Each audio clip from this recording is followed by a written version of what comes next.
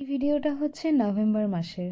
November মাস মানেই কিন্তু উত্তরবঙ্গে ঠান্ডার প্রায় শুরু। সেই সময় আমি বাড়িতে ছিলাম।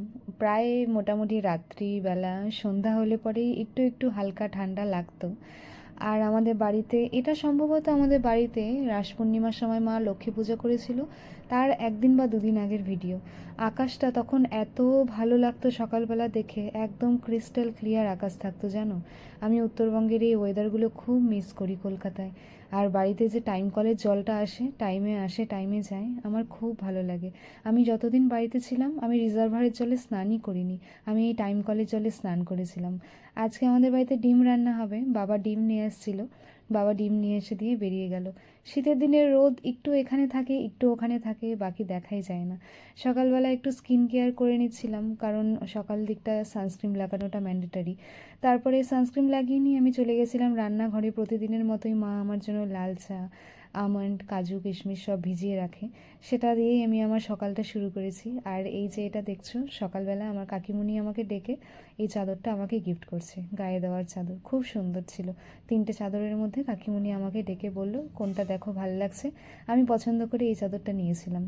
সকালবেলা 2 ভাই বোনের জন্য 2 কাপ দুধ, খাওয়ার পর খাওয়া। বাড়িতে গেলে মনে হয় যেন একটা মুহূর্ত পেট খালি থাকে না। আমি কলকাতায় থাকলে খুব মিস করি জানো এই জিনিসগুলো। সেদিন আমাদের বাড়িতে রান্না হয়েছিল ফুলকপি দিয়ে ডিম। শীতের দিন তো, প্রায় শীত চলেই আসছে তখন, সমস্ত রান্নায় ফুলকপি। সেদিনের শো স্টপার ছিল শুটকি মাছ।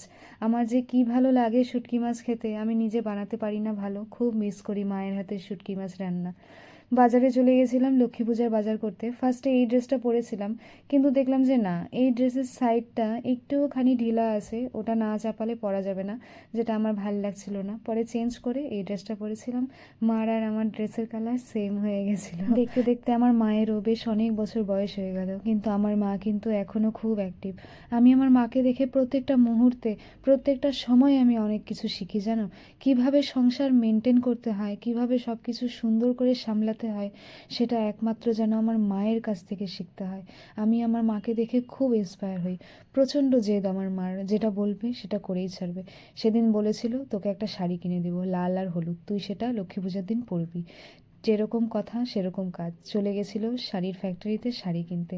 ওখান থেকে আমাকে শাড়ি কিনে দিয়েই তারপরে আমরা বাড়ি ফিরলাম পুজোর বাজার করে।